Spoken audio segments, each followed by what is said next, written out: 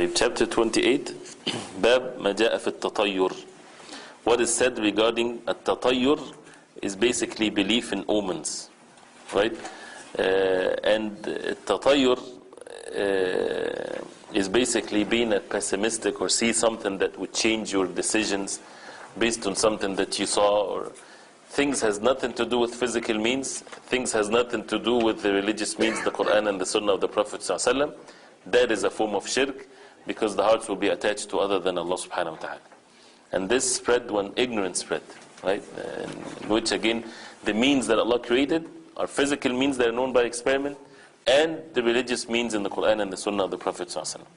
The ayah says, أَلَا إِنَّمَا طَائِرُهُمْ عِنْدَ اللَّهِ وَلَكِنَّ أَكْثَرَهُمْ لَا يَعْلَمُونَ. Verily, their evil omens are with Allah, but most of them know not, right? And the second verse, قَالُوا طَائِرُكُمْ مَعَكُمْ أَإِنْ ذُكِّرْتُمْ بَلْ أَنْتُمْ قَوْمٌ مُسْرِفُونَ. They, the messengers, they said, your evil omens will be, or be with you. Do you call it evil omen because you are admonished? Nay, but you are a people of musrifun, transgressors, and so on.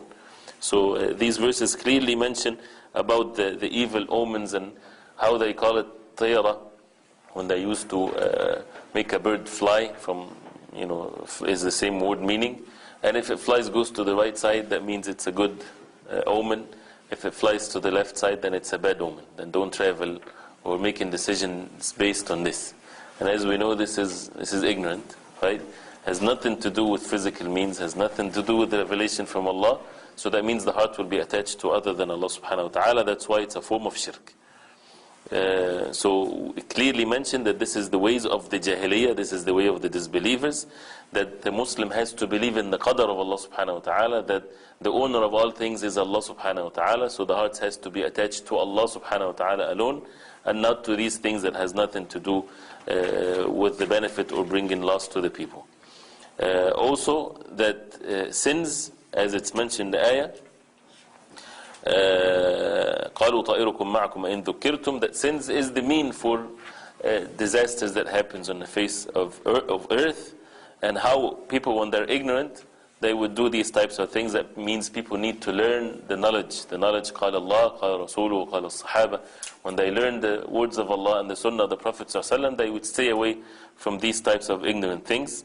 And anything that the messengers brought to the people is a matter of barakah, and this is what we seek, the barakah and the blessings from the sayings and the actions of the Prophet ﷺ. The Prophet ﷺ never done these things. He forbade his ummah from these types of things, and you would still see some of the ummah indulged in these acts of kufr and shirk wal-'iyadhu billah. The next hadith عن أبي هريرة رضي الله عنه أن رسول صلى الله عليه وسلم قال لا عدوى ولا طيرة ولا هامة ولا صفر, which means وزاد Muslim ولا نوء ولا غول. The Prophet ﷺ said, there is no adwa. This is the first word mentioned here, and al-adwa is contagion of disease without Allah's permission. Nor is tira, which is bad omens.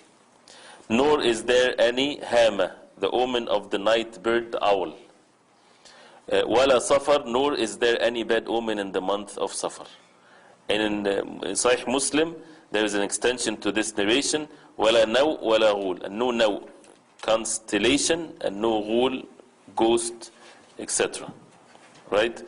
So what are these things? These things basically again goes to the fact that it's not a physical mean, it's not a religious mean. That means it's an act of shirk that people need to avoid. It has nothing to do with the affairs of people. Adwa is the contagion of disease without Allah's permission. There is something that transfer, yes, viruses and bacteria and things of that nature, yeah, but it all by the permission of Allah subhanahu wa ta'ala. It does not happen by itself. It is not the creator of the disease, right?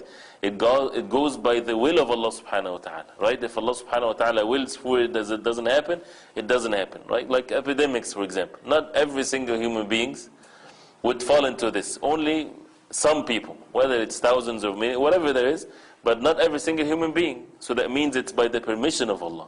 So it's not always true that if you get into some close proximity with someone that is sick, that you would have to fall into the sickness. No, it's all by the permission of Allah subhanahu wa ta'ala. You take the means, yes, because the Prophet ﷺ ordered us to do that the one that is sick should not come to the one that is healthy. And he said, run away and flee from the one that has judham or min al-majdum firarak min al-asad, this skin disease that makes the parts fall. The Prophet ﷺ said, you flee from him like you flee from a lion. These are all permissible means that a person would take, but the heart is content that everything is by the permission of Allah subhanahu wa ta'ala. You might get sick, you might not get sick, you just take in the means, but everything is by the will of Allah subhanahu wa ta'ala. And the Prophet ﷺ, when he was asked about a camel that has a skin disease, when he is in the midst of camels that are healthy, right? So the Prophet ﷺ told them, then who caused the first disease? Like if, yes, it spreads and it's contagious and they need to take the means to avoid that, but the heart's attached to Allah subhanahu wa ta'ala alone and they take the means. But the Prophet ﷺ directed them to think, the first one that got the disease, how did he get it? When there was no contagiousness in it yet, right? So it means that it's by the will of Allah subhanahu wa ta'ala. That means people need to turn to Allah subhanahu wa ta'ala alone. So this is adwa. Tiyara, we mentioned before, the bad omens. Seeing a black cat, this and that, a person will feel different. He would not travel, he would not act normally because of something that has nothing to do with physical means or religious means. Al-hama here, which the owl, am I saying it right? The owl, the bird, the night bird, right, that sits on the tree. People have fantasies and stories in old ages of how this affect the lives of people and so on, just because it looks to them scary or something like that maybe. Right? This has nothing to do with affecting the affairs of people. The qada, the qadar, the destiny of Allah subhanahu wa ta'ala has nothing to do with this bird that is weak standing on a tree. People that used to, once they see it, that means disaster would occur in their lives and they would panic and so on. In which is nothing to do, the bird has nothing to do with this. So the Prophet ﷺ saying that these things are acts of jahiliyyah that people need to stay away. And still, right, there is still these forms of jahiliyyah being present. I myself personally remember when we were young, they mentioned this about this owl thing. Once they see it, people panic. They become scared that something bad is going to happen to them. And you might find some of them have PhDs and very sophisticated in knowledge, but they would still act foolishly like that. That shows how the ignorance is in the heart when a person does not depend on Allah subhanahu wa ta'ala alone. Wala Safar, the month of Safar. That people used to believe that, not feeling good in the month of Safar, or bad omens, they don't travel in the month of Safar because of that. Then the Prophet ﷺ said there's no such a thing. Some people do that with Friday the 13th of the month. Friday is a blessed day. It is the holiday of the Muslims, right? How can that be? Or the number 13 where they don't have it in hotels and things like that. Shows how people are ignorant when it comes to these types of things that has nothing to do with bad things happening or good things. It's not a physical mean that Allah subhanahu wa ta'ala created, nor something that is mentioned in the religion. And now is basically, there's a separate chapter for it. But he says here, the constellation in the path of moon, or a division of time connected with the phases of the moon, that they believe that has to do something with the rain. Right? Physically, it has nothing to do with the rain. So as a result of that, whoever believes in it, he is believing in something that Allah subhanahu wa ta'ala did not create as a mean. That means it's a form of shirk. And the chapter for the now will come separately, inshallah. So we keep it till it comes, inshallah. Wala ghul, the ghul is that where they scare the children from.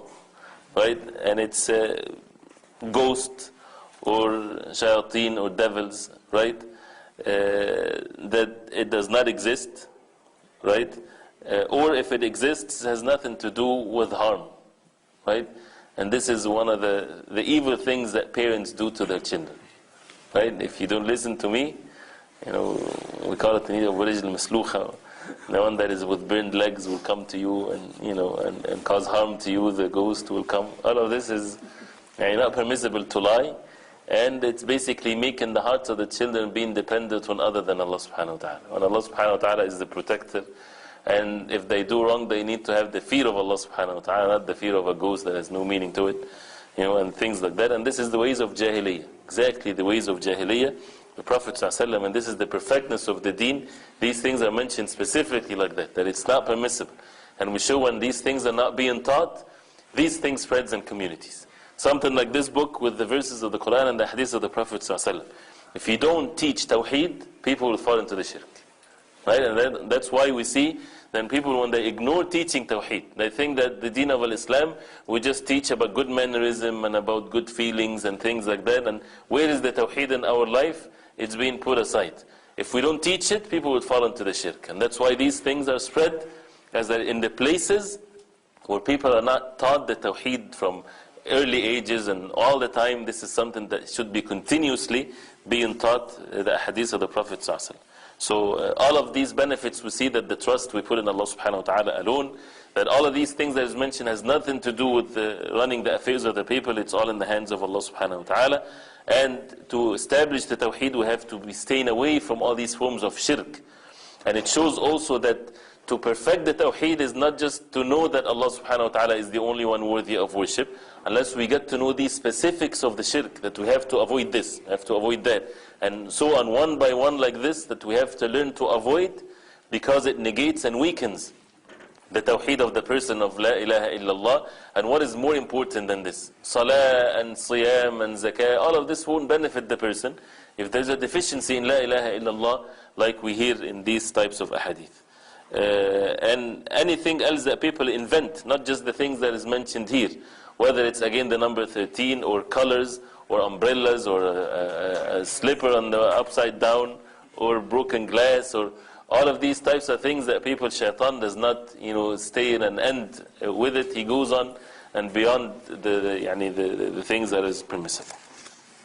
The next hadith, ولهم عن أنس رضي الله عنه قال لا عدوى ولا طيرة. النبي صلى الله عليه وسلم قال لا عدوى ولا طيرة ويعجبني الفأل. قال وما الفأل؟ قال الكلمة الطيبة. The Prophet ﷺ said no adwa again, and no tiyara, no bad omens, but al-fa'l pleases me. So they asked, what is al-fa'l? He ﷺ answered, it is the good word, reported by Al-Bukhari or Muslim. Meaning that a good word would make you feel good. This feeling good is not something that you're depending on your heart with, on other than Allah subhanahu wa ta'ala. It's a good thing that you hear a good word, makes you feel good, give you more strength and things like that to do what you're supposed to do, right? Bad words should not affect you. This is what can lead the person to the shirk. But good words encourages the person. There is nothing wrong with that, and this is the fact. Like a person, for example, is sick, as you mentioned in this example, and you would say, "Inshallah, you're looking good," right? So he likes that. He makes him really look. He makes him, means for him to cure, right? That he feels good. His, that can help him in matters of his cure, and there's nothing wrong with it. So al-fa'l, or the good word, is something that is different than the tiyara or the bad omens and so on. The next hadith, ولأبي داود بسند صحيح عن عروة بن عامر قال ذكرت الطيرة عند رسول الله صلى الله عليه وسلم فقال أحسنها الفأل ولا ترد مسلما فإذا رأى أحدكم ما يكره فليقل اللهم لا يأتي بالحسنات إلا أنت ولا يدفع السيئات إلا أنت ولا حول ولا قوة إلا بك. This is something reported by Abu Dawood, that at-tira was mentioned before Allah's Messenger sallallahu alaihi wasallam, the bad omens. And he sallallahu alaihi wasallam said the best form of it is al-fa'l, the optimism or the expectation that an event will occur by Allah's permission, the good word, as we heard before. It does not, meaning the bad omens, it does not prevent a Muslim from his object. Whenever any of you sees something he dislikes, he should say, Allahumma la ya'ti bil hasanati illa ant, wa la yadfa'u as-sayyi'ati illa ant, wa la hawla wa la quwwata illa bik. He should say the meaning of which, O my Rabb, O Allah, none but you bring good things, none but you prevent evil things. There is no power and no strength except in you. This is the Tawheed, right? Not all these types of things that people will believe in. This is the Tawheed that we're supposed to believe in and seek the strength from. So again, it shows that tiyara or bad omens is haram, and to put the trust in Allah subhanahu wa ta'ala alone, and to make dua to Allah subhanahu wa ta'ala to bring what is good. And this is the meaning of la hawla wa la quwwata illa billah, denying all forms of power and all forms of turning from what is evil to what is good, except by Allah subhanahu wa ta'ala alone. That means totally the heart has to turn to Allah subhanahu wa ta'ala alone. The more we read these things, it should make us understand really how that we're supposed to turn to Allah subhanahu wa ta'ala alone. Right? That the heart is turning to Allah subhanahu wa ta'ala alone. Not to a human being, not to an object, not to an incident, not to any of the creation of Allah, but to Allah subhanahu wa ta'ala, the Most High alone. And this is where all goodness would happen to the person in this life and in the hereafter. وعن ابن مسعود مرفوعا الطيرة شرك الطيرة شرك وما منا إلا ولكن الله يذهبه بالتوكل. Ibn Mas'ud radiallahu anhuma, he said in the marfu' hadith that he refers that to the Prophet sallallahu alaihi wasallam. He said at-tiyara shirk. There's nothing clearer than this. At-tiyara, or the bad omens, shirk. At-tiyara shirk, repeating it. And then he said ma minna illa, there is none among us. And he did not say continued that, meaning there is none among us who does not feel something in his heart. This is something that would come into your heart. Nothing wrong with what you feel in your heart. وَلَكِنَّ اللَّهَ يُذْهِبُهُ بِالتَّوَكُّلِ.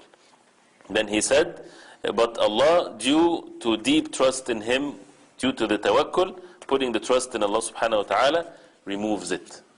So this hadith states that it's in the nature of the human being. You see something you don't like, it might have some feeling in your heart.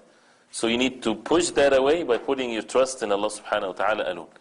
If a person's iman is weak, if a person is ignorant about all of this, what happens? The tayara stays in the heart.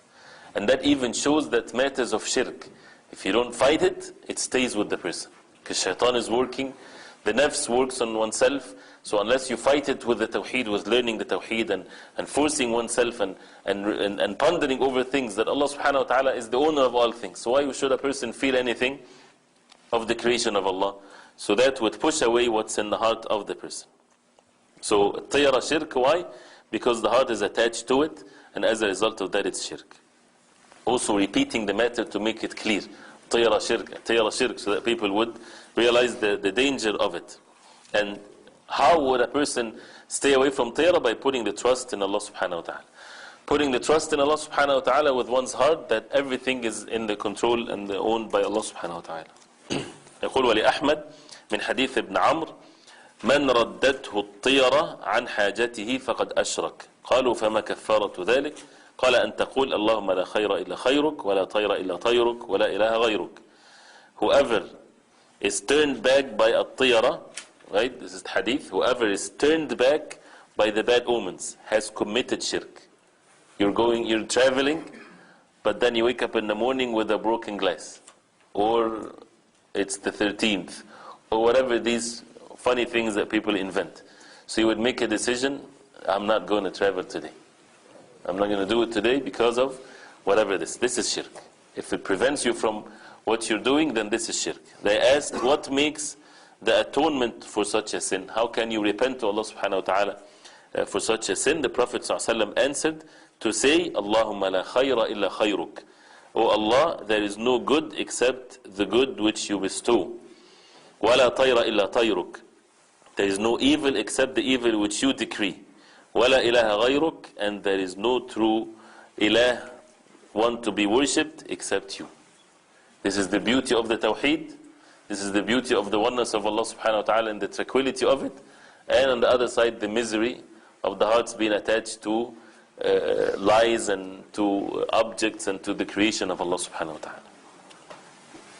So this is a beautiful dua for the person to memorize. Allahumma la khayra illa khayruk, wa la tayra illa tayruk, wa la ilaha ghayruk. When he feels something in his heart, he needs to say this dua, he needs to push it away by putting the trust in Allah subhanahu wa ta'ala, and nothing gonna harm you except by the will of Allah subhanahu wa ta'ala. So turn to Him alone. And this is different than having physical means that would prevent the person.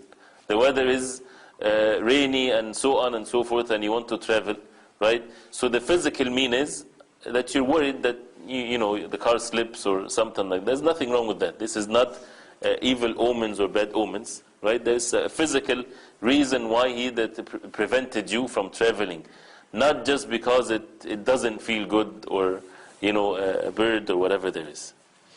وله من حديث الفضل بن عباس إنما الطيرة ما أمضاك أو ردك. So the way to figure out, are we having this disease in our heart or not? Ibn Abbas radiallahu anhuma reported to say, At-tiyara, the bad omens, is that which causes you to carry something out or that turns you back from your mission. So only the feeling is not tiyara. Right? If you have the feeling, the bad feeling, don't feel that you committed a sin. This is natural thing in the human being. But if it affects your actions, you make a decision as a result of the bad feelings, then this is the tiyara where the Prophet ﷺ that it's shirk. But only the feeling, it's over the capacity of the human being. And once he has it, should he stay and relax with it? No, because if he leaves it, it would lead him to do action that is wrong. That means he has to push it away, as we heard in the previous narration, with putting the trust in Allah subhanahu wa ta'ala. That a person would make the decision that he would put the trust in Allah subhanahu wa ta'ala, that nothing except by what Allah subhanahu wa ta'ala wills for it to happen. So this is clearly cures the heart of the Muslim from such diseases. And the real shirk is what makes the person do an action. And as long as there's nothing of actions is being done, then there's no tiyara in that case. And to know the dhikr, the beauty of knowing the adhkar of the Prophet ﷺ, you don't need to figure out your own way. The Prophet ﷺ taught us how to say these beautiful adhkar. So again, maybe person can learn how to say these adhkar and say it.